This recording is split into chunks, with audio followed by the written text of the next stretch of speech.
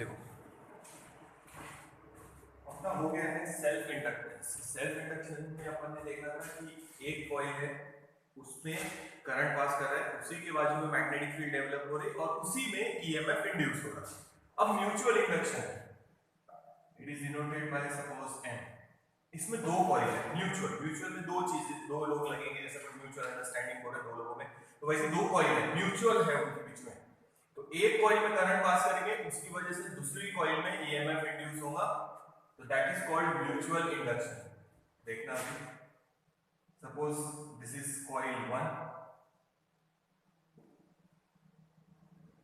ठीक है, इसमें सेल लगा देंगे, की लगा देंगे और रियोस्टेट लगा देंगे ताकि करंट को चेंज कर सके। इसमें से सपोज कॉइल 1 है तो करंट लिखेंगे I1 is flowing through the coil, ठीक है।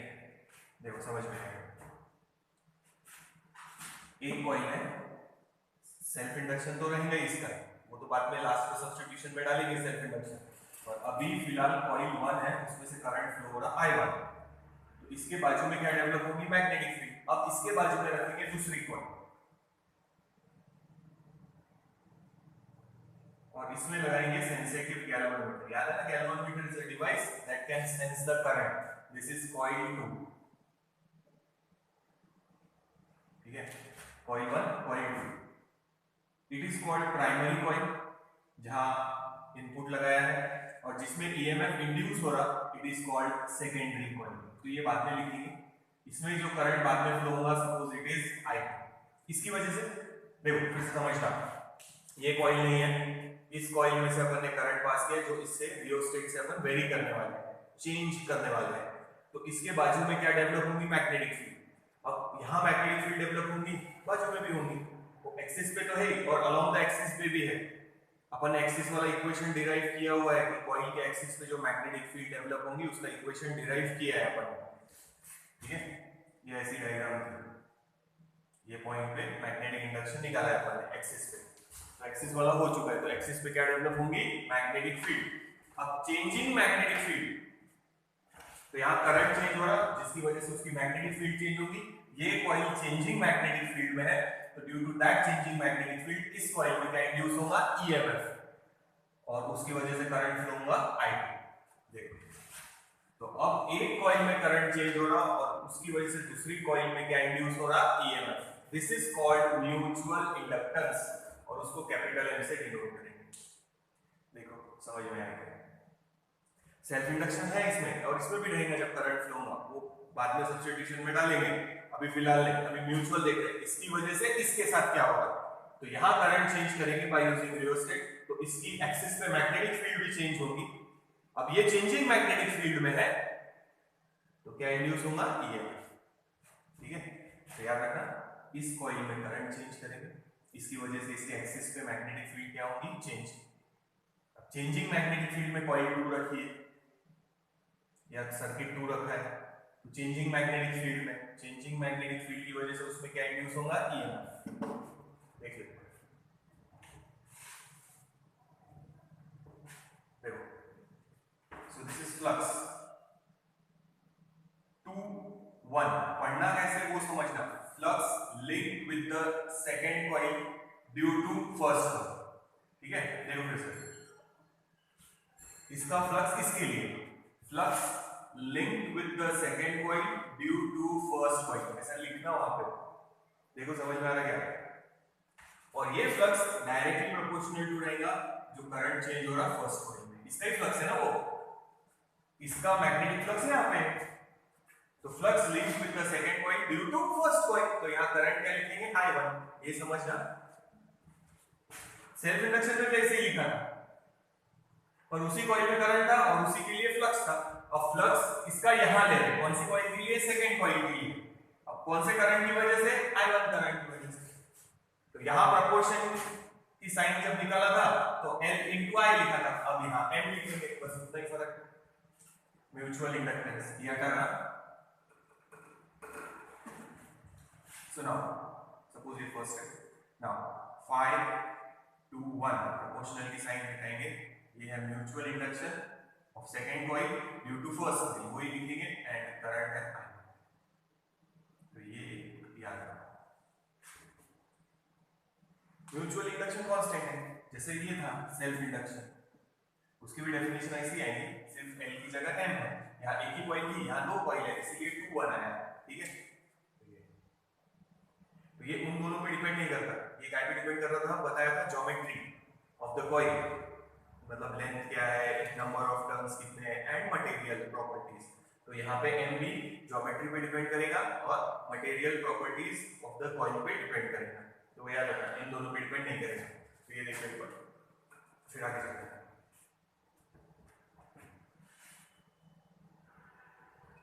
सो EMF जो इंड्यूस हुआ है सेकेंड कॉइल में due to first coil, it is equals to minus d∅dt, M constant, M बाहर निकाल लिया, अंदर बचेगा di1 अपॉन dt। ये EMF का फॉर्मूला है, सेल्फ इंडक्शन में भी सेम किया था, इसमें भी वैसे ही है, देख लो एक बार। फिर आगे चलते, कॉन्सेप्ट समझना। फर्स्ट कॉइल में करंट चेंज कर रहे हैं रियोस्टेट का यूज करके, तो इसके एक्सिस में मैग्नेटिक फील्ड चेंज होगी, चेंजिंग मैग्नेटिक फील्ड में दूसरी कॉइल रखा है, तो उसमें क्या इंड्यूस होगा, EMF। This is induced EMF in second coil due to first coil, या this is flux linked with the second coil due to first coil. तो ये डायरेक्टली प्रोपोर्शनल टू करंट इसलिए है, क्योंकि करंट चेंज हो रहा है इसलिए वो फ्लक्स चेंज हो रहा है। देखो ये समझना है, इतना करो ध्यान से।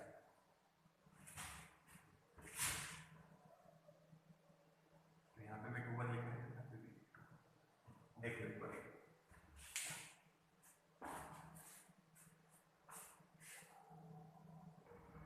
अब म्यूचुअल का मतलब समझना, ठीक है, म्यूचुअल बोला है, अब एक कॉइल की वजह से इसमें तो EMF इंड्यूस हो गया, ठीक है, अब उसकी वजह से इसमें क्या फ्लो हो रहा, करंट, दोनों का रिलेशन है, म्यूचुअल है, ध्यान रखना। इसकी वजह से इसमें EMF इंड्यूस हुआ, जो अपन ने यहां लिखा है, ठीक है, ये रहा EMF induce in the second coil into first coil, EMF इसमें इंड्यूस हुआ, उसकी वजह से इसमें क्या फ्लो हो रहा, करंट। अब इस कॉइल को भूल जाओ एक बार के लिए, अब ये कॉइल में EMF है और करंट भी है, करंट फ्लो हो रहा। अब यहां अगर मैग्नेटिक फ्लक्स चेंज हो रहा तो यहां पे भी करंट क्या होगा, चेंज होगा, EMF भी चेंज होगा, तो इसकी खुद की मैग्नेटिक फील्ड डेवलप होगी। अब इसकी मैग्नेटिक फील्ड में ये कॉइल है, देखो समझा, इसमें मैग्नेटिक फील्ड चेंज हो रही इसके करंट की वजह से, उसके मैग्नेटिक फील्ड में ये, इसमें EMF इंड्यूस हुआ, वो भी चेंजिंग है, और इसमें करंट भी चेंज हो रहा, तो इसकी भी मैग्नेटिक फील्ड डेवलप होगी, उसकी मैग्नेटिक फील्ड में ये।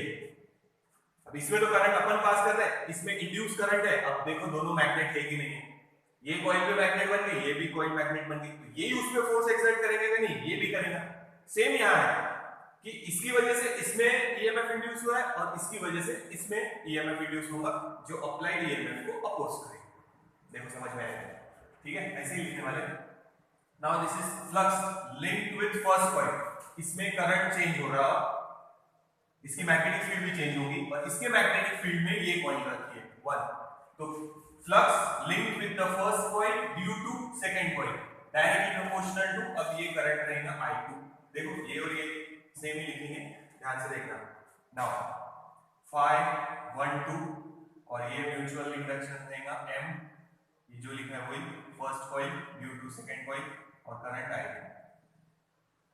नाउ इसकी वजह से इसमें जो EMF इंड्यूस होगा, जो अप्लाइड EMF को अपोज करेगा, ठीक है, so EMF induce in the first coil due to second coil will be minus d∅12, ये divided by dt, so E12 will be minus, ये कांस्टेंट M12, और ये हमने लिखा di2 अपॉन dt।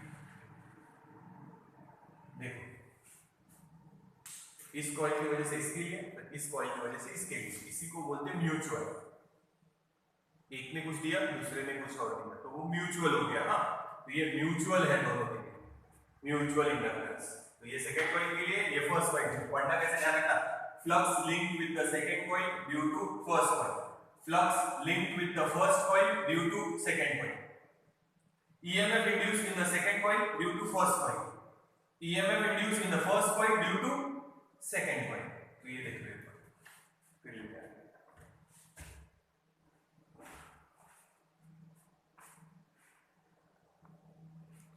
ध्यान रखना ये दोनों कैसे लिखे हैं, एक कॉइल की वजह से दूसरी कॉइल में, फिर इसकी वजह से ये कॉइल। सो फ्रॉम सिमेट्री, दोनों की सिमेट्री पर से इक्वेशन कंपेयर करके अपन ये लिख सकते हैं कि this and this is equal. Current ज्यादा होगा तो ये चेंज हो जाएगा, ये होगा तो ये चेंज हो जाएगा, बट ये दोनों में सेम रहेगा म्यूचुअल, क्योंकि म्यूचुअल इंडक्टेंस है ना, दोनों के लिए क्या रहेगा सेम। तो लिखते समय सिर्फ कंपैरिजन के लिए दोनों के नंबर्स अलग डाले, पर याद रखना M21 is equals to M12 is equals to M, इसी को बोलते हैं म्यूचुअल इंडक्टेंस।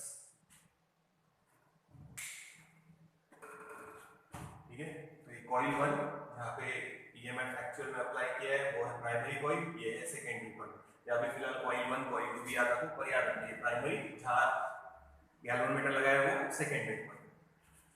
तो by symmetry we can say that ये दोनों के लिए सेम ही रहेगा, म्यूचुअल इंडक्शन दोनों कॉइल का है तो वो एक ही रहेगा, अलग अलग नहीं है। सिर्फ यहाँ लिखते समय नंबर को डाल दिए थे, पर ये दोनों सेम रहेंगे। तो आखिरी में लिख रहा हूँ कि म्यूचुअल इंडक्शन सेम है। अब करंट कम ज्यादा होगा तो ईएमएफ चेंज होगा, यहाँ पे करंट कम ज्यादा होगा तो ये ईएमएफ चेंज होगा, तो ईएमएफ बदलेंगे बट म्यूचुअल इंडक्शन दोनों के लिए सेम है, दोनों का म्यूचुअल इंडक्शन है तो सेम रहेगा। देखो by symmetry we can say that this is equal. अब इसको आगे लेंगे, डेफिनेशन लेना है दो, एक इस पर से एक इस पर से, जैसे अपन ने सेल्फ इंडक्शन के लिए लिखे थे सेम वैसे ही म्यूचुअल इंडक्शन के लिए वो बता था। पहले नोट डाउन कर लो फिर इसको मिटा देते हैं।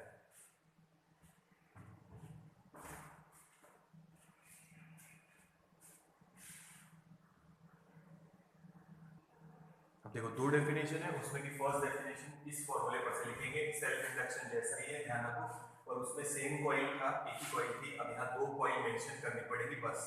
ठीक है, तो ये तो सेम है तो यहाँ से ये हटा देते हैं, फिलहाल नीचे का मिटा दिया, ये मिटा दिया, ये मिटा दिया, तो ये m, so we can write m is equals to 521 upon i1, ये या इस पर से लिखेंगे तो 512 अपॉन i2, तो यही डेफिनेशन है।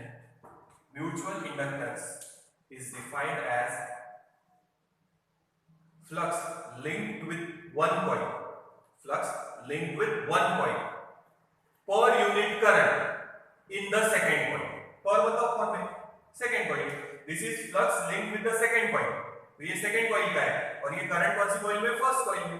ठीक है, this is flux linked with the first coil और करंट कौन सी coil के लिए, second। आगे ना बराबर, देखो ध्यान देना, mutual inductance is defined as flux linked with one coil per unit current in the second coil, जो भी second हो। ठीक है, समझ में आया? फिर से देखो, mutual inductance is defined as flux linked with one coil per unit current in the second coil. Mutual inductance is defined as flux linked with first coil, या ये बोलो फर्स्ट कॉइल, कोई भी एक कॉइल दोनों में से, first coil per unit current in the second coil, per unit current in the second coil, तो ये हो गई फर्स्ट डेफिनेशन। सेकंड डेफिनेशन देखते हैं, तो अब माइन्यूट सा चेंज कर देना है, प्राइमरी सेकेंडरी के नाम से लेंगे। ठीक है, तो ये मिटा देते हैं, एक डेफिनेशन हो गई, ये याद रखो फॉर्मूले पर से ही, दूसरे भी फॉर्मूले पर से ही लिखेंगे।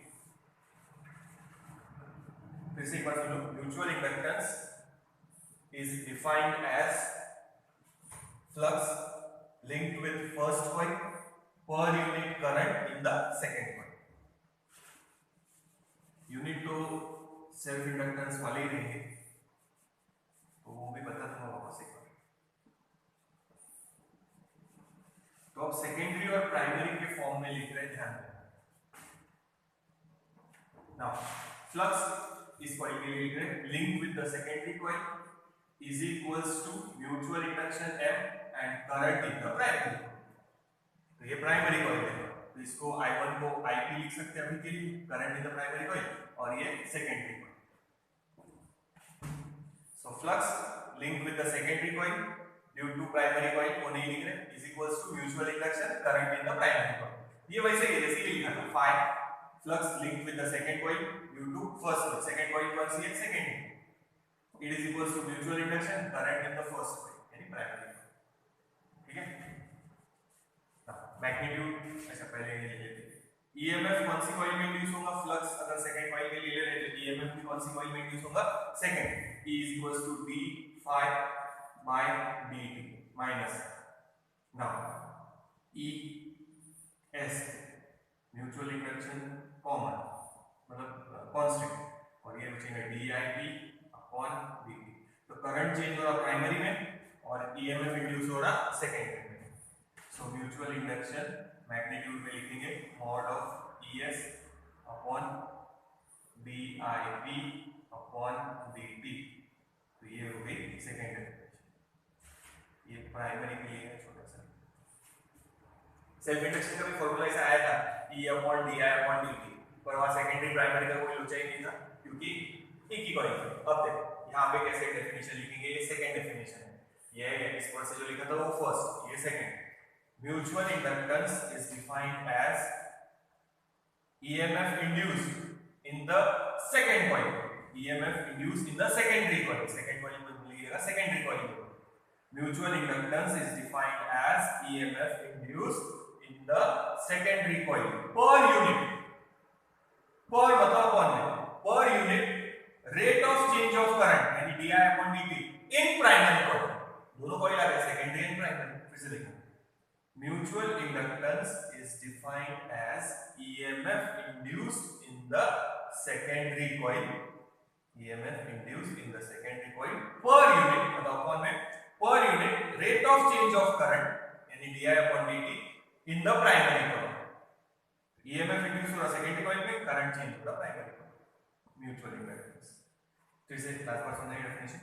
mutual inductance is defined as the ratio, अच्छा रेशियो भी लिख सकते हैं पर वैसे लिखेंगे जैसे रूल है। Mutual inductance is defined as EMF induced in the secondary coil. Mutual inductance is defined as EMF induced in the secondary coil per unit बताओ कौन में, per unit rate of change of current in the primary coil, per unit rate of change of current in the primary coil. अब unit बता देना फिर से। अब यहां से अगर लिखेंगे समझो तो म्यूचुअल इंडक्शन का फॉर्मूला ऐसा बन जाएगा phi s अपॉन ip। ठीक है, तो ये बता देते हैं, देखो यूनिट सारे बता देता हूं वापस।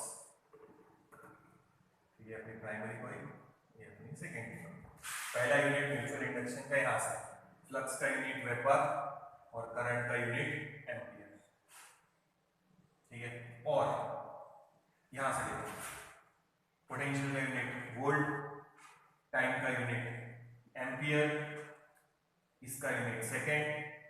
तो ये भी लिख सकते या इसको आप वोल्ट अपॉन एम्पियर को लिख सकते ओहम रेजिस्टेंस, और ये सेकेंड मल्टीप्लिकेशन में, और साइंटिस्ट के नाम पे हेनरी। तो ये फर्स्ट यूनिट, ये सेकेंड, ये पूरा एक ही समझो, और ये थर्ड हेनरी। ठीक है, तो इससे वेबर पर एम्पियर लिख सकते हैं।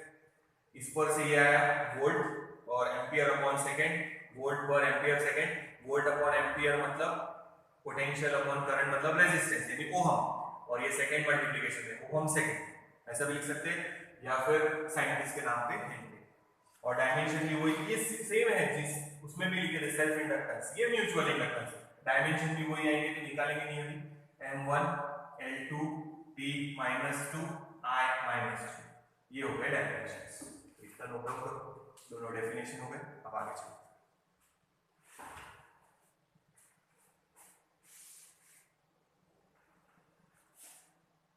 ठीक है, म्यूचुअल इंडक्टेंस की डेफिनेशन हो गए, उसका फॉर्मूला हो गया, एक्सप्लेनेशन हो गया। ध्यान रखना यूनिट और डायमेंशन सेम है सेल्फ इंडक्शन जैसे, नोट डाउन करो, आगे चलते हैं। अब देखो आगे नेक्स्ट टॉपिक है कोएफिशिएंट ऑफ कपलिंग। इसका मीनिंग समझना, it is denoted bye symbol K। फिर से बता लेते चलो वो दो coil, suppose this is the first coil, ये अपनी प्राइमरी कॉइल है, इसमें अपन ने लगाया था सेल की और चेंज करने के लिए रियोस्टेट लगाया। अब ये है सेकेंड कॉइल,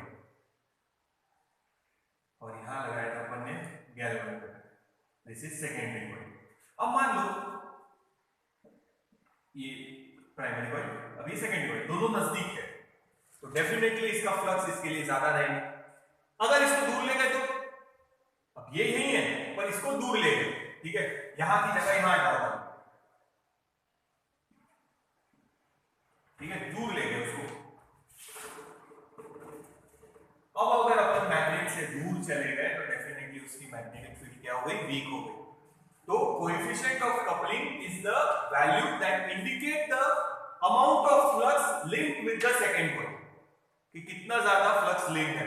के की वैल्यू ज्यादा रहेगी जब ये सामने आएंगे, और ये अगर दूर ले गए कॉइल तो के की वैल्यू कम रहेगी, मतलब कपलिंग कम है, यानी जो फ्लक्स लिंक्ड है सेकंड कॉइल के साथ, सेकेंडरी कॉइल के साथ, इट इज लेस। सामने लाएंगे के की वैल्यू ज्यादा रहेगी, because flux linked with the second coil will be more। तो देखा ना, एक कॉइल दूसरी कॉइल, अगर दोनों कॉइल आजू बाजू में है तो डेफिनेटली फ्लक्स एक कॉइल का दूसरे कॉइल को ज्यादा मिलेगा, मैग्नेटिक फील्ड ज्यादा रहेंगे। अब आप इससे दूर ले गए तो डेफिनेटली मैग्नेटिक फील्ड रिड्यूस हो गई, तो फ्लक्स भी रिड्यूस हुआ है। तो कोएफिशिएंट ऑफ कपलिंग के indicates the value of flux linked with the secondary coil, flux link with the secondary coil. जितनी ज्यादा के की वैल्यू रहेगी उतना अच्छा है, कपलिंग स्ट्रांग रहेगा, मतलब फ्लक्स लिंक ज्यादा रहेगा, और के की वैल्यू अगर कम है तो फ्लक्स की वैल्यू लिंक की कम रहेगी, ठीक है। देखो तो कॉइल वापस सामने बना लेते हैं,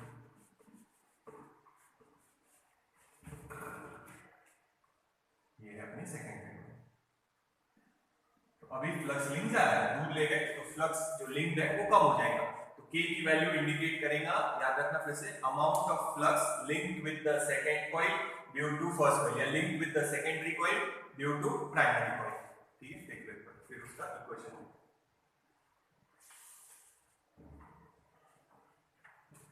ठीक है, ये है अपनी फर्स्ट कॉइल, ये है second coil. So EMF induced in the second coil due to first coil is directly proportional to flux of the first coil। d phi by dt है, पर अभी फिलहाल ये लिख रहे हैं फ्लक्स, फ्लक्स जितना ज्यादा ये में उतना ही ज्यादा, डायरेक्ट वेरिएशन नहीं उनके बीच में, प्रोपोर्शनल की साइन नहीं हटा है, वैसे ही रखेंगे जैसे ये लिखा था, E is equals to d phi by dt, time same रखेंगे तो E is directly proportional to phi।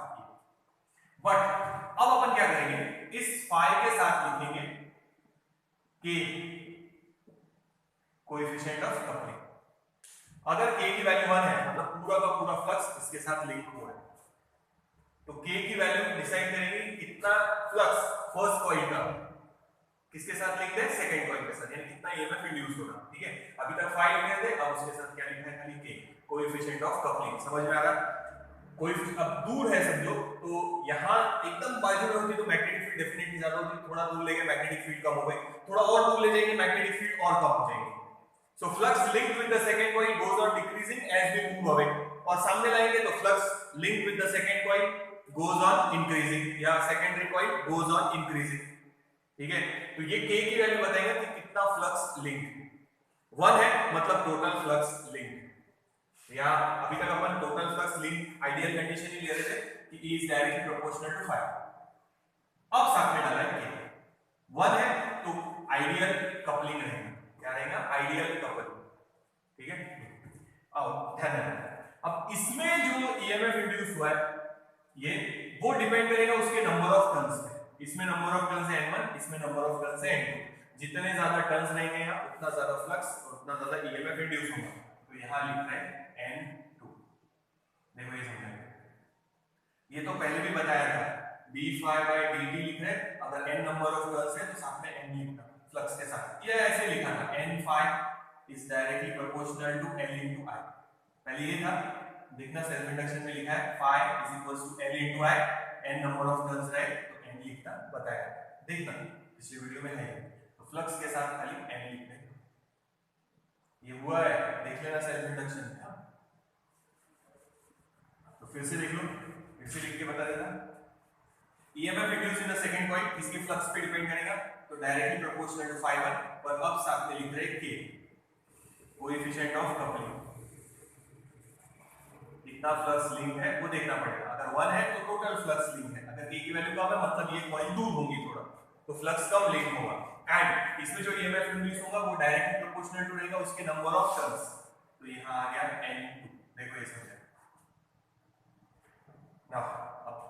इसका फ्लक्स भी उसके नंबर ऑफ टर्न्स पे डिपेंड करेगा। एक टर्न है तो मैग्नेटिक फील्ड कम, n टर्न्स है तो मैग्नेटिक फील्ड ज्यादा। तो यहां देखो phi1 is directly proportional to n1, तो यहां n1 डाल रहे हैं, E21 तो ये हो गया n2, k कांस्टेंट और ये n1 प्रोपोर्शनल।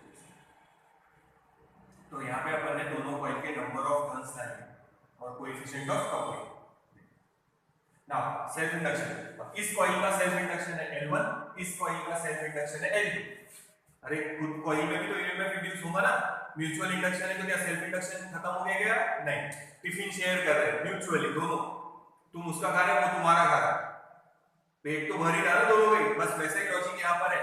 इसका सेल्फ इंडक्शन L1, इसका self induction L2, and we know self induction is directly proportional to n square. ये प्रूफ किया है, पर वहां स्मॉल n लिखा था, यहाँ कैपिटल N है, तब फर्क है। ये number of turns per unit length, ये नंबर ऑफ टर्न्स है खाली अभी के लिए।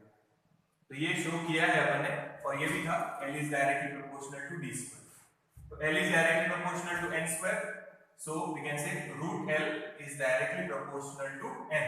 तो यहाँ सब्स्टिट्यूट करेंगे, सो E21 is directly proportional to constant k, n1 n2 की जगह रूट L1 L2। ये करने के लिए नंबर ऑफ टर्न्स आए। तो ये पहली कॉइल का सेल्फ इंडक्शन, ये दूसरी कॉइल का सेल्फ इंडक्टेंस। तो ये समझ में ये कैसे लिखा है मैंने दो बार बता दिया।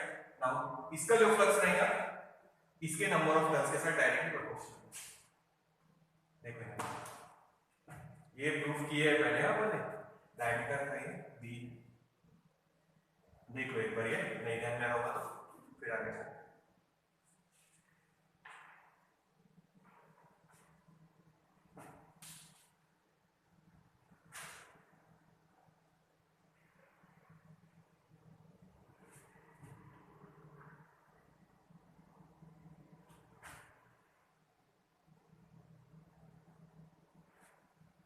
So this is EMF linked with the first coil due to second coil, ये डायरेक्टली प्रोपोर्शनल। अब यहाँ पे जो भी आएगा वो, तो ये है अपना mutual induction, M is equals to K under root of L1 L2,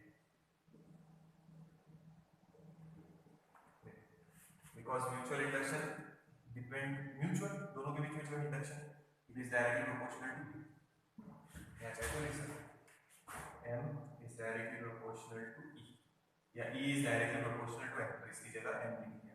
1 2 लिखने की जरूरत नहीं है क्योंकि म्यूचुअल इंडक्शन सेम ही रहेगा। सो ये फॉर्मूला हो गया म्यूचुअल इंडक्टेंस का in terms of self induction of first coil, self induction of second coil. ये हटा है,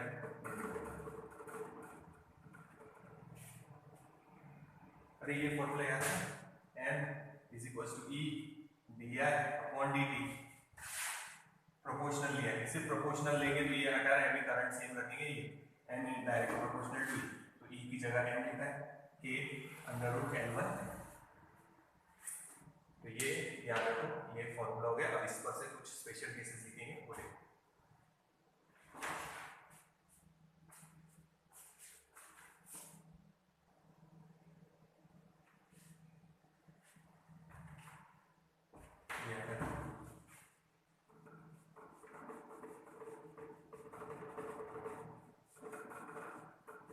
Points याद रखो।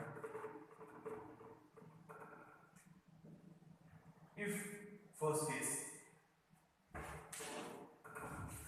value of K it is equals to 1, the coils are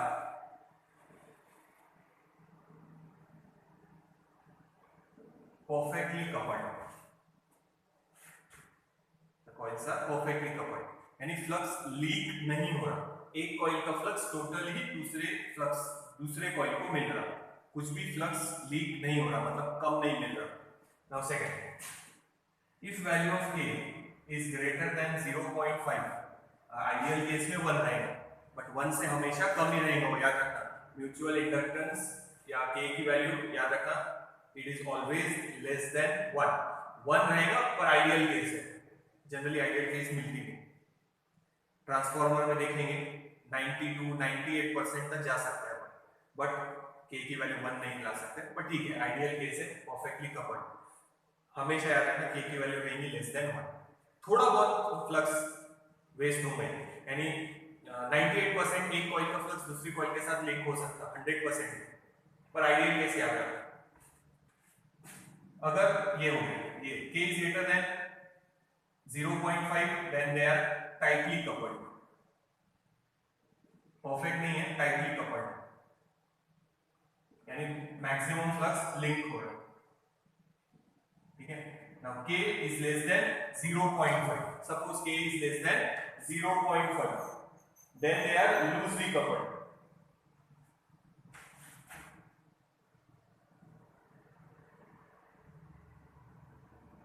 यानी बहुत सारा फ्लक्स लिंक नहीं हो रहा, ठीक है। तो अगर आइडियल चाहिए ट्रांसफॉर्मर में तो ये वाली चाहिए, बताएंगे वो बात में ट्रांसफॉर्मर का लॉजिक ये।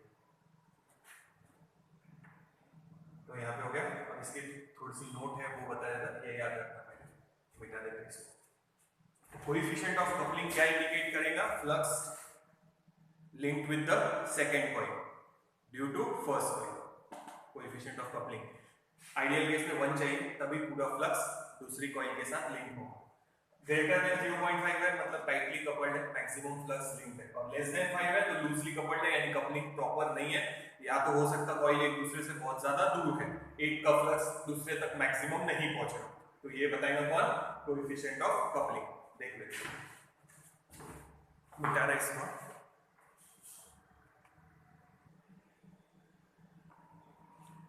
तो याद रखना k की वैल्यू 1, ये आइडियल केस है, पॉसिबल नहीं है। हाँ, अगर ऐसा करेंगे आप कि एक ही आयरन का कोर लिया, उस पे घुमा दिया आपने प्राइमरी कॉइल, ये आपकी प्राइमरी कॉइल, और उसी पे आपने वाइंड अप कर दिया सेकेंडरी कॉइल, और ये इंसुलेटेड रहते कॉइल ना, यानी एक दूसरे का करंट एक दूसरे में पास नहीं होगा, इंसुलेटेड कॉपर वायर पहले प्राइमरी घुमा और उसी रॉड पे जो ब्लू कलर से बनाया वो सेकेंडरी घुमा लो।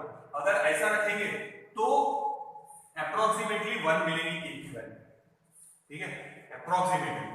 इफ एक ही आयरन रॉड पे आप प्राइमरी घुमा दो और उसी पे आप सेकेंडरी घुमा दो, यानी दोनों के बीच में डिस्टेंस है, तो कपलिंग मैक्सिमम रहेगा, के की वैल्यू अप्रोक्सीमेटली 1 रहेगी यूनिटी के क्लोज, ठीक है। अगर आप कॉइल एक ऐसी रख रहे हैं और एक ऐसी रख रहे हैं सेम एक्सिस, तो k की वैल्यू रहेगी मैक्सिमम, बट आपको कपलिंग अगर मिनिमम चाहिए k की वैल्यू, तो आप एक कॉइल ऐसे और एक कॉइल ऐसे रखो 90 डिग्री, ये गैल्वेनोमीटर और ये रियोस्टेट वाली, तो k यहां वाली वैल्यू में रहेगा मिनिमम। तो आपको अगर k की वैल्यू मिनिमम चाहिए, यानी आपको लग रहा है कि एक कॉइल का फ्लक्स दूसरे के साथ ज्यादा लिंक नहीं होना चाहिए, तो k की वैल्यू क्या रखेंगे? मिनिमम, तो 90 डिग्री पे रखेंगे। और अगर ऐसे रखेंगे तो k की वैल्यू मैक्सिमम, और ऐसे रखेंगे तो k की वैल्यू 1। मैक्सिमम मतलब 0.5 से ज्यादा, मिनिमम मतलब 0.5 से कम, बट आपको अगर k की वैल्यू एग्जैक्टली 1 चाहिए तो ऐसे फाइंड आउट करना पड़ेगा। तो ये थोड़ा सा हमेशा ऐसा जरूरी नहीं रहता कि फ्लक्स लिंक मैक्सिमम होना ही चाहिए। एग्जांपल देखो, हेयर ड्रायर सब यूज करते होंगे, तो उसमें कॉइल रहते हैं वो जो गर्म होता है, ठीक है, कॉइल गर्म होता है, अब उसमें प्लास्टिक की बॉडी नहीं रहती, मगर जो इलेक्ट्रिक क्लॉथ ड्रायर्स रहते हैं, जो कपड़े सुखाने वाले इलेक्ट्रिक ड्रायर है, उसमें मेटल की बॉडी रहती है। अगर मान लो कॉइल का फ्लक्स उस मेटल बॉडी के साथ लिंक हो गया, अब कॉइल हीट जनरेट करेगी ना, तो इसको मिटा देते एक बार डायग्राम फिर समझाता हूं। k की वैल्यू ज्यादा मतलब म्यूचुअल इंडक्शन ज्यादा, k की वैल्यू कम तो म्यूचुअल इंडक्शन कम, ये ध्यान रखना। तो वही डिसाइड कर रहा है कि फ्लक्स कितना लिंक होगा। तो आप देखेंगे तो हेयर ड्रायर में आपको ऐसे कॉइल्स ही दिखेंगे, और जब आप उसको ऑन करते हैं तो देखना वो रेडिश हो जाता है। अब पीछे एक फैन रहता है जो हवा फेंकता, कॉइल को हवा टकरा के जब आगे आएंगे अपने तक तो गर्म होके आते हैं, पर हेयर ड्रायर में अपन पकड़ते हैं इसलिए उसको प्लास्टिक बॉडी है, पर इलेक्ट्रिक क्लॉथ ड्रायर में उसके आजू बाजू में मेटल बॉडी है सब। अब इस कॉइल में से अपन करंट पास करते हैं हीट जनरेट करने के लिए, तो इसके बाजू में ईएमएफ चेंज होगा, तो इस मेटल बॉडी में क्या इंड्यूस होगा? ईएमएफ, और वो अपने को शॉक लग सकता, इसीलिए याद रखो कि हर जगह म्यूचुअल इंडक्शन मैक्सिमम होना चाहिए, ऐसा जरूरी नहीं है। ट्रांसफॉर्मर में वही बोलेंगे कि म्यूचुअल इंडक्शन या फिर के की वैल्यू क्या होनी चाहिए, मैक्सिमम। उतना ज्यादा फ्लक्स लिंक होगा उतना अच्छा है। पर कुछ कुछ जगह जैसे इलेक्ट्रिक क्लोथ ड्रायर में मैक्सिमम नहीं होना चाहिए, क्योंकि अगर यहाँ पे जो फ्लक्स लिंक है मेटल बॉडी के साथ वो मैक्सिमम हुआ तो इसमें ईएमएफ इंड्यूस होगा जिससे मुझे शॉक लग सकता है। समझ गया? तो उसको कम करने के लिए वो लोग क्या करते हैं, एक कॉइल इधर वाइंड अप करते हैं, दूसरी कॉइल उसके एंटी वाइंड अप करते हैं अपोजिट में। तो एक का फ्लक्स ये डायरेक्शन में और उसी के ऊपर दूसरी कॉइल रिवर्स वाइंड किया, उसका मैग्नेटिक फ्लक्स ये डायरेक्शन में। हीट जनरेट होगी मगर एक दूसरे का मैग्नेटिक फ्लक्स कैंसिल कर देंगे, उसकी वजह से इस मेटल बॉडी में ईएमएफ इंड्यूस नहीं होगा। तो याद रखना हमेशा म्यूचुअल इंडक्शन या के की वैल्यू मैक्सिमम जरूरी नहीं है। इलेक्ट्रिक क्लोथ ड्रायर में एक कॉइल में करंट क्लॉकवाइज जा रहा, उसके ऊपर दूसरी वाइंड अप कर देते जिसमें करंट एंटी क्लॉकवाइज जा रहा। तो एक की मैग्नेटिक फील्ड ये डायरेक्शन में, एक की मैग्नेटिक फील्ड ये डायरेक्शन में, दोनों एक दूसरे की मैग्नेटिक फील्ड कैंसिल कर देंगे और वो मेटल बॉडी में ईएमएफ इंड्यूस नहीं होगा। तो हमेशा म्यूचुअल इंडक्शन मैक्सिमम या के की वैल्यू मैक्सिमम डिजायरेबल नहीं है। ठीक है, ये एक जस्ट नोट है, थोड़ा सा याद रखना। ट्रांसफॉर्मर लेंगे इसके बाद, तो ट्रांसफॉर्मर में ये और ये वैल्यू मैक्सिमम चाहिए। अब ट्रांसफॉर्मर क्या काम आते हैं, ये वैल्यू मैक्सिमम क्यों चाहिए वो देखते हैं। तो ये एक बार नोट डाउन कर लेना, टेक्स्ट में पढ़ना, देखते फिर आगे ये मिटा देते फिर कंटिन्यू करते। अब देखो म्यूचुअल इंडक्शन का एप्लीकेशन है transformers. Now what are transformers? Transformer are a device, they can convert high AC voltage to low and low AC voltage to high। ठीक है, वाइस वर्सा पॉसिबल है कि आप हाई AC वोल्टेज को लो AC voltage में convert कर सकते हैं या लो AC वोल्टेज को हाई AC वोल्टेज में कन्वर्ट कर सकते हैं म्यूचुअल इंडक्टेंस की वजह से, म्यूचुअल इंडक्टेंस की वजह से। यानी कितने कॉइल यूज होने वाले हैं, दो, एक प्राइमरी एक सेकेंडरी। ध्यान से देखना, ये अपना सॉकेट, ठीक है, इसमें कितना वोल्ट है अप्रोक्सीमेटली 220 वोल्ट। ये अपना मोबाइल, इसको चाहिए खाली अप्रोक्सीमेटली 6 वोल्ट। अगर आप 220 वोल्ट डायरेक्टली इसको लगा देंगे मोबाइल को तो मोबाइल ब्लास्ट हो जाएगा, बैटरी फट जाएगी, लिमिट से ज्यादा हो जाएगा उसके लिए। तो अपन क्या यूज करते हैं, यहाँ पे डायरेक्ट कनेक्ट करने की जगह अपन यूज करते हैं चार्जर, मोबाइल का चार्जर देखा है, और वो केबल यहां अटैच करते हैं। तो इसके अंदर रहता है ट्रांसफॉर्मर जो 220 वोल्ट को 6 वोल्ट एसी में कन्वर्ट करता। पहले ये भी अपना एसी है, अल्टरनेटिंग, तो 6 वोल्ट अल्टरनेटिंग में, बाद में उसमें अपने को आएगा, बाद में जब सेमीकंडक्टर लेंगे तो एसी को डीसी में कन्वर्ट कर सकते हैं रेक्टिफायर से, वो बाद में। फिर वो 6 वोल्ट एसी को 6 वोल्ट डीसी में कन्वर्ट कर रहे हैं। ठीक है, तो आप देखो ऑन रहा तो भी पिन को हाथ लगाओ तो अपने कुछ नहीं होता, 6 वोल्ट बहुत कम है, डीसी है, तो याद रखो। और सॉकेट अंदर रहेगा ना, ठीक है। अब देखो जैसे आप प्लग इंसर्ट करेंगे तो उसके अंदर अगर आप पुराना है आपके पास चार्जर तो उसको खोल के देखना, कैपेसिटर वगैरह तो रहेंगी सिलेंड्रिकल शेप के, वो अलग है। एक डायस जैसा डिवाइस रहेगा, क्यूबिकल ऐसा,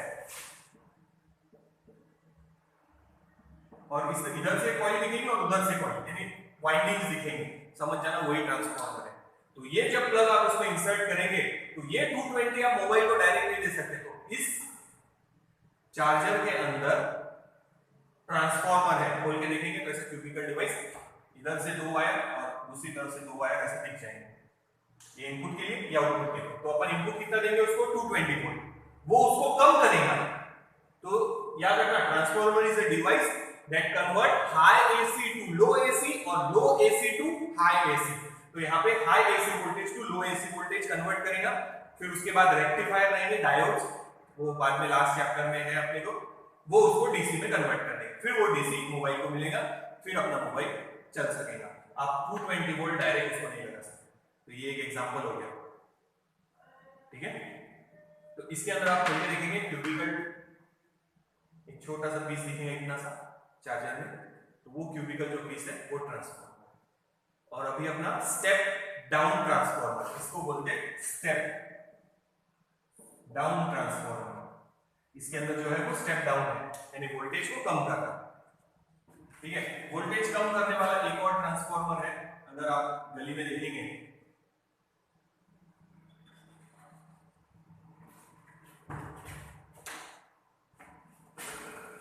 डीपी जिसको बोलते हैं।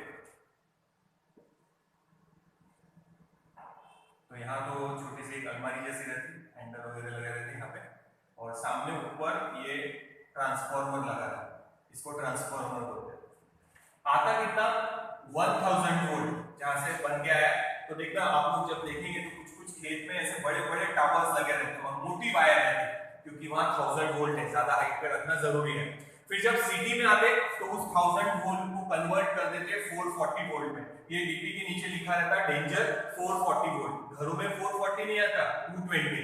फिर ये डीपी से जब घरों में जाता तो कितना हो जाता, ट्रांसफॉर्मर की वजह से 220। ट्रांसफॉर्मर इज अ डिवाइस जो स्टेप डाउन कर रहा है वोल्टेज को, फिर ये 220 वोल्ट घरों में सप्लाई होता है।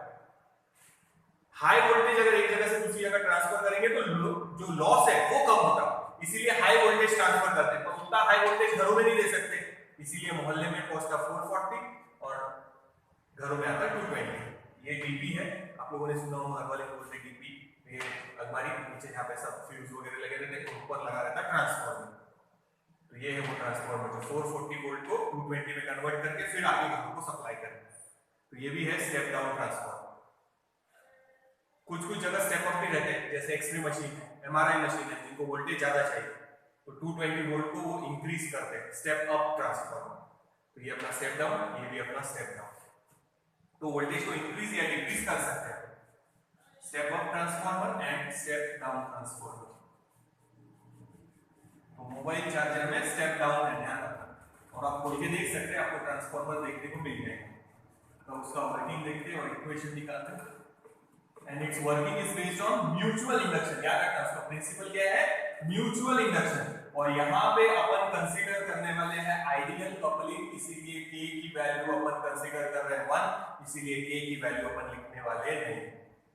तो याद रखना, के की वैल्यू कितनी कंसीडर कर रहे हैं 1। आइडियल, मैक्सिमम जितना रहेगा उतना अच्छा है, क्योंकि एनर्जी का लॉस नहीं होगा। यहाँ अपने को मैक्सिमम कपलिंग चाहिए, मैक्सिमम मिलती नहीं जनरली। 98% जो बड़े ट्रांसफॉर्मर है, जैसे अभी मैंने बताया था वो 440 टू 220 वोल्ट वाले, उनकी इफिशियंसी 98% रहती है। अपन घरों में जो ट्रांसफॉर्मर यूज करते हैं, जैसे अपने मोबाइल चार्जर में, उनकी इफिशियंसी अप्रोक्सीमेटली 92% रहती है, यानी 1 नहीं रहेगा। पर अपन आइडियल ट्रांसफॉर्मर ले रहे हैं तो के की वैल्यू भी 1 है, तो के कहीं भी लिखने वाले नहीं। ठीक है, नाउ ध्यान देना, ये है आयरन का कोर, ठीक है, रेक्टेंगुलर।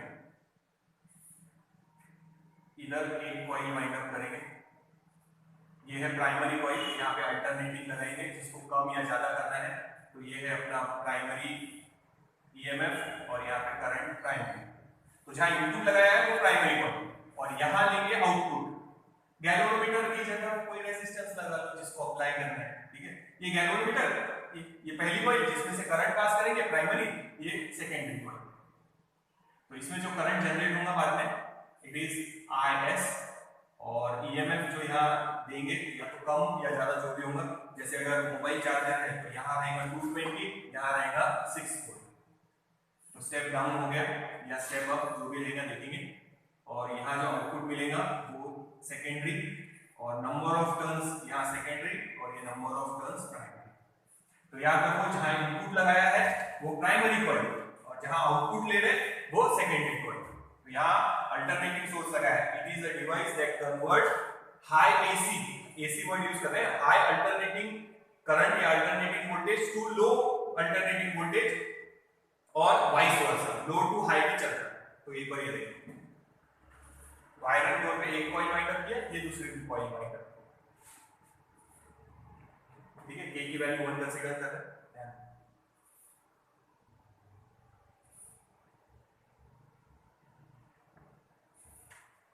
देख लो इसको,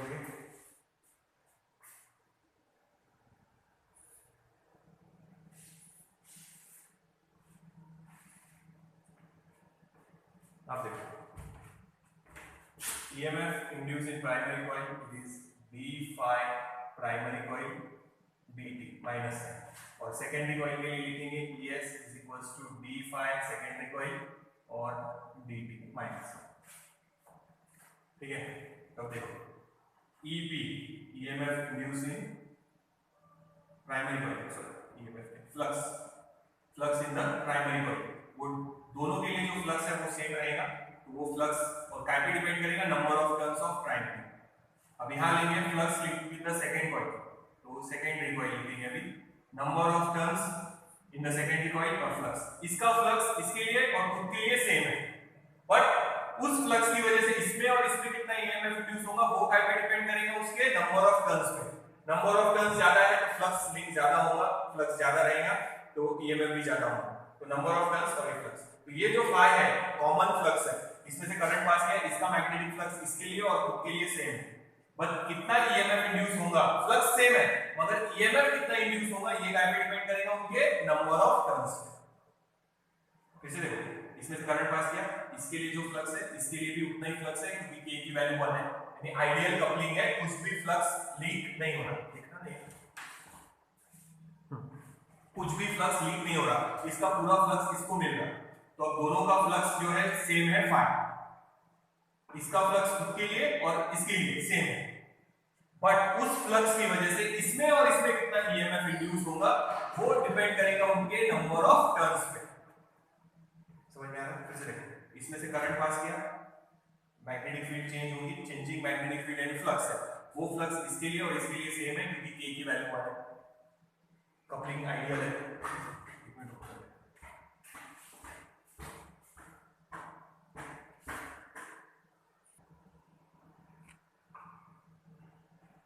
तो देखो फिर से, इसमें से करंट पास किया, अल्टरनेटिंग करंट है तो ईएमएफ जो करंट चेंज हो रहा है तो मैग्नेटिक फील्ड भी कंटीन्यूअसली चेंज होगी, चेंजिंग मैग्नेटिक फील्ड की वजह से फ्लक्स इसके लिए और इसके लिए सेम है फाई, बट इसमें और इसमें कितना इंड्यूस होगा ईएमएफ वो उसके नंबर ऑफ टर्न्स पे डिपेंड करेगा। अगर ये नंबर ऑफ टर्न्स कम है, फ्लक्स कितना भी रहे तो ईएमएफ कम ही इंड्यूस होगा, और फ्लक्स अगर उतना ही है पर नंबर ऑफ टर्न्स बढ़ा देंगे तो ईएमएफ भी ज्यादा इंड्यूस होगा। तो फ्लक्स लिंक इसका और इसका दोनों के लिए फ्लक्स कॉमन है फाई, बट इसके लिए फ्लक्स कितना रहेगा नंबर ऑफ टर्न्स पे डिपेंड करेगा, और इसके लिए फ्लक्स कितना रहेगा नंबर ऑफ टर्न्स के लिए डिपेंड करेगा, ये नंबर ऑफ टर्न्स है। तो ये वैल्यू डालो, तो वही बोल रहे हैं ईएमएफ फाई पी, तो ये फाई माइनस ये एनपी बाहर, तो minus NP d phi by dt, और ये ईएस ये वैल्यू तो NS d phi by dt minus sign है। तो ये याद रखो, फ्लक्स लिंक दोनों के लिए सेम है, पर प्राइमरी और सेकेंडरी में उस फ्लक्स की वजह से कितना ईएमएफ इंड्यूस होगा वो डिपेंड करेगा उनके नंबर ऑफ टर्न्स पे। नंबर ऑफ टर्न्स ज्यादा तो ईएमएफ ज्यादा, नंबर ऑफ टर्न्स कम तो ईएमएफ कम। ठीक है ना, दोनों का रेशियो ले लो, final set ES upon EP is equals to NS upon NP, and this is the final answer. यही ट्रांसफार्मर का फॉर्मूला है, स्टेप अप स्टेप डाउन का कैसे रहेगा वो समझा था, तो ये फाइनल आंसर देख लो, समझ में आया। तो नंबर ऑफ टर्न्स डिसाइड करेंगे, अगर सुन लो सेकेंडरी में नंबर ऑफ टर्न्स ज्यादा है तो ईएमएफ भी ज्यादा रहेगा, मतलब स्टेप अप। अगर यहाँ नंबर ऑफ टर्न्स कम है तो ईएमएफ भी कम होगा, स्टेप डाउन। तो ईएमएफ जो जनरेट हो रहा वो नंबर ऑफ टर्न्स पे डिपेंड करेगा। अगर आप यहाँ नंबर ऑफ टर्न्स इससे ज्यादा रखेंगे तो ईएमएफ ज्यादा इंड्यूस होगा, स्टेप अप मिलेगा, और अगर यहाँ नंबर ऑफ टर्न्स इससे कम है तो वोल्टेज भी कम मिलेगा यानी स्टेप डाउन। तो नंबर ऑफ टर्न्स फिर से बता रहा, देखो फ्लक्स दोनों के लिए सेम है, यानी इसने जो मैग्नेटिक फील्ड प्रोड्यूस किया वो इसके लिए भी सेम है। क्यों? क्योंकि k की वैल्यू 1 है, k की वैल्यू 1 है, यानी पूरा फ्लक्स लिंक सेम है, तो ये फ्लक्स दोनों के लिए सेम है, बट ईएमएफ जो इंड्यूस होगा वो डिपेंड करेगा नंबर ऑफ टर्न्स पे। तो वो यहां लिखा है, ये फाई सेम है, बट जो फ्लक्स उनके लिए रहेगा प्राइमरी के लिए या सेकेंडरी के लिए वो उनके नंबर ऑफ टर्न्स पे डिपेंड करेगा, यानी ईएमएफ काय पे डिपेंड करेंगे, नंबर ऑफ टर्न्स। बस इतना ही है, यही फाइनल आंसर है, फॉर्मूला हो गया बस। This is called transformer ratio. तो ये रेशियो डिसाइड करेगा कि स्टेप अप है या स्टेप डाउन। समझा? तो देख लो पहले स्टेप अप और स्टेप डाउन कर लेते हैं आगे।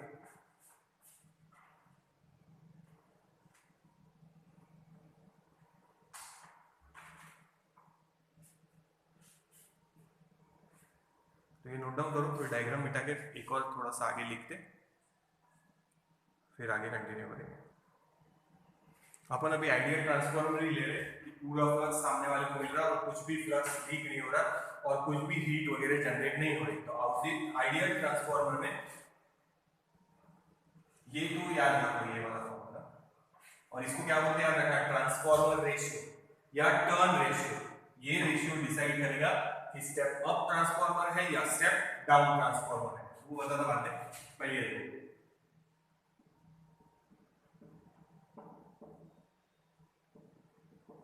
अगर आइडियल ट्रांसफॉर्मर है जहां एनर्जी का कुछ भी लॉस नहीं हो रहा, तो जितना आउटपुट पावर है उतना ही क्या रहेगा, input power.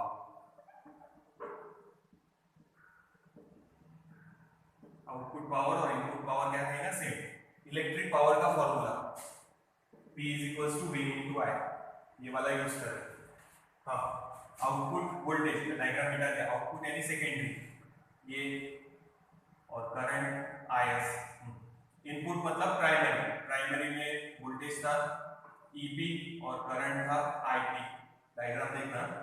So we can write ES upon EB = IP upon IS। ये भी फॉर्मूला है, एक साथ में मिक्स कर सकते, यही लिख देते, चलो कंबाइन। ये देखो, तो यहाँ ES upon EP, ES upon EP, IP upon IS, तो IP अपॉन IS। अब देखो, कोई जैसे मैं सोचता था पहले, फिर बाद में ये पता चला कि मान लो अपने पास एक ड्राई सेल है जो 1.5 वोल्ट का है। अपन DC को AC में और AC को DC में रेक्टिफायर से कर सकते हैं, वो प्रॉब्लम नहीं है। 1.5 को अपन 220 तक इंक्रीज करके घर की इलेक्ट्रिसिटी क्यों नहीं चला सकते? सेल कितने वोल्ट का है, 1.5। अपने पास स्टेप अप ट्रांसफॉर्मर है, तो स्टेप अप ट्रांसफॉर्मर से वोल्टेज इंक्रीज कर लो 220 तक, सारा झंझट खत्म, एक सेल लगाओ और पूरे घर की इलेक्ट्रिसिटी चला लो। ऐसा मैं सोचता था पहले, पर फिर बाद में पता चला ये कि आप जितना वोल्टेज बढ़ाएंगे करंट उतना ही कम हो जाएगा, करंट के साथ इनवर्स वेरिएशन है। और जब आप 1.5 को 220 वोल्ट पे कन्वर्ट करेंगे तो इतना ज्यादा करंट नहीं रहेगा कि आपके अप्लायंस चल सके। समझ में आया? तो करंट के साथ इनवर्स है, आप ईएमएफ बढ़ा सकते हैं मगर करंट कम हो जाएगा। ठीक है, तो आउटपुट में करंट इतना कम मिलेगा कि अप्लायंस चलेंगे। अपने घर में अप्रोक्सीमेटली रहता 5 एम्पियर करंट, उतना नहीं रहा तो फिर अप्लायंस वर्क नहीं करेंगे। इसलिए 1.5 को 220 वोल्ट में कन्वर्ट करने का कोई मतलब नहीं है। तो ये हो गया ट्रांसफार्मर का फॉर्मूला। ये भी याद रखो, करंट के साथ में कंबाइन कर लो, बस खत्म। अब step up step down transformer की कंडीशन बताएगा। Step up step down transformer के डायग्राम भी बना रहा, टेक्स्ट बुक में नहीं है, आप लोग ड्रॉ कर लेना। ये मिटा रहा, टर्न रेशियो याद रखो।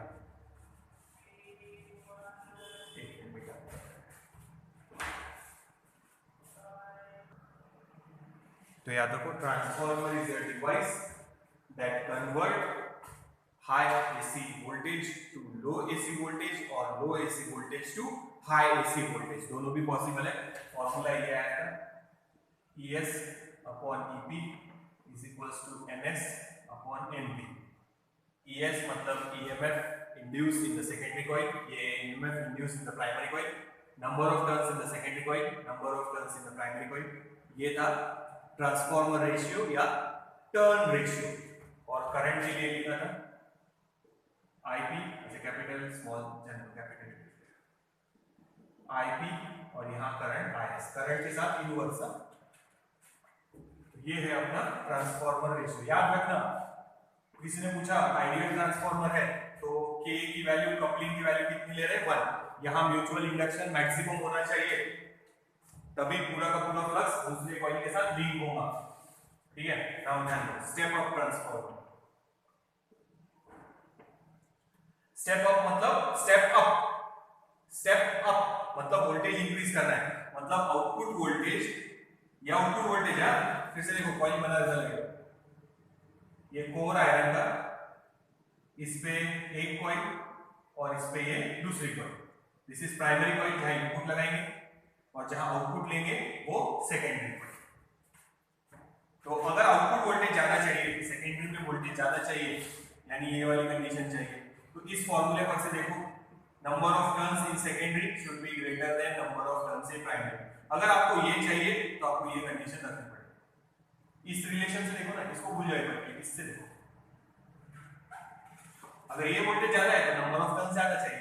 तो अगर डायग्राम नहीं है, ध्यान रखना, बता रहा, ये प्राइमरी के टर्न्स कम, ये कोर के सिंबल, और ये सेकेंडरी कॉइल के टर्न्स ज्यादा। तो ये ऐसा सिंबल दिखा कि सेकेंडरी में टर्न्स ज्यादा है, तो समझ जाना वोल्टेज क्या होगा, मिलेगा इंक्रीज। ये स्टेप अप ट्रांसफार्मर का सिंबल है, स्टेप अप ट्रांसफार्मर का सिंबल, और ये कंडीशन। अब करंट के बारे में लिखना चाहे तो लिख सकते हैं, अगर ईएमएफ ज्यादा है तो करंट कम हो जाएगी, आईपी सॉरी आईएस, ये साइन बदल दो क्योंकि इनवर्स वेरिएशन है करंट। तो आप वोल्टेज बढ़ाएंगे तो करंट कम हो जाएगी, तो ये याद रखना। अच्छा, कैपिटल लिखेंगे, टेक्स्ट बुक में स्मॉल इसीलिए नोट किया है, तो कैपिटल भी चलते हैं। ये रहते हैं, साइन बदल दिया, और ये आई। तो अगर वोल्टेज बढ़ा तो करंट कम, तो ये सिंबल याद रखना, ये सिंबल नहीं दिया है तो आपको ध्यान रखना।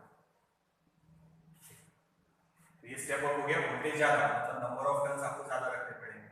सेकेंडरी कॉइल में नंबर ऑफ टर्न्स ज्यादा है तो वोल्टेज भी ज्यादा है, और ये उसका सिंबल। ये कोर है 2 लाइन, और ये प्राइमरी कॉइल, ये सेकेंडरी कॉइल। देखो अब देखते हैं आगे, स्टेप डाउन ट्रांसफार्मर। तो स्टेप डाउन में आउटपुट वोल्टेज कम चाहिए, आउटपुट वोल्टेज कम चाहिए, ES is less than EP, ये कंडीशन है। तो ये तभी सेटिस्फाई होगी इसके साथ, देखो NS is less than NP, यानी नंबर ऑफ टर्न्स आपको सेकेंडरी में कम रखना है, तो उसका सिंबल ऐसा है, याद रखना है सिंबल। ये प्राइमरी कॉइल, ये 2 लाइन मतलब कोर, और ये सेकेंडरी कॉइल। देखो सेकेंडरी कॉइल में नंबर ऑफ टर्न्स कम है, नंबर ऑफ टर्न्स कम, तो EMF भी कम होती है, तो ये उसका सिंबल। और करंट के लिए लिखना है तो EMF कम हो गया तो करंट ज्यादा, तो यहाँ लिखेंगे IS, सिंबल बदल दो, इनवर्स वेरिएशन है करंट के साथ।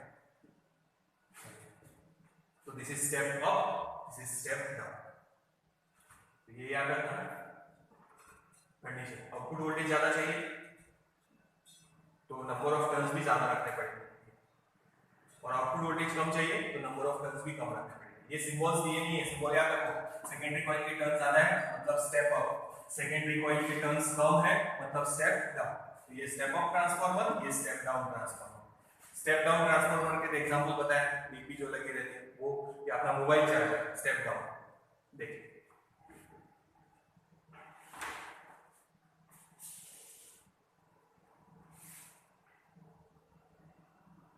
तो ये दोनों डायग्राम नहीं है, ये ध्यान रखना सर।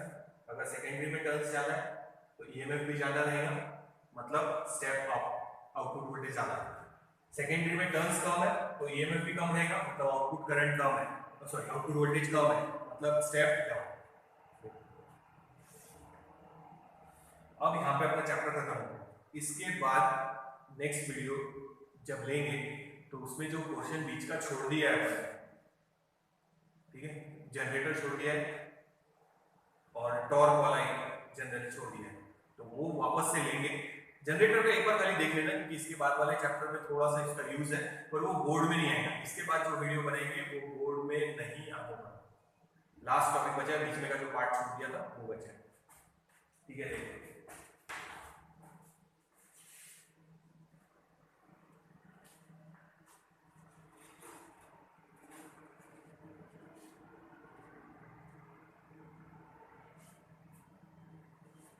तो अब इसके बाद वाले वीडियो में जो लेंगे जनरेटर का, बैक EMF का, और EMF generated in stationary coil, तो वो सब देख लेना खाली एक बार, और वो बोर्ड के एग्जाम में नहीं आएगा। जितना बोर्ड के एग्जाम में था वो ले लिया।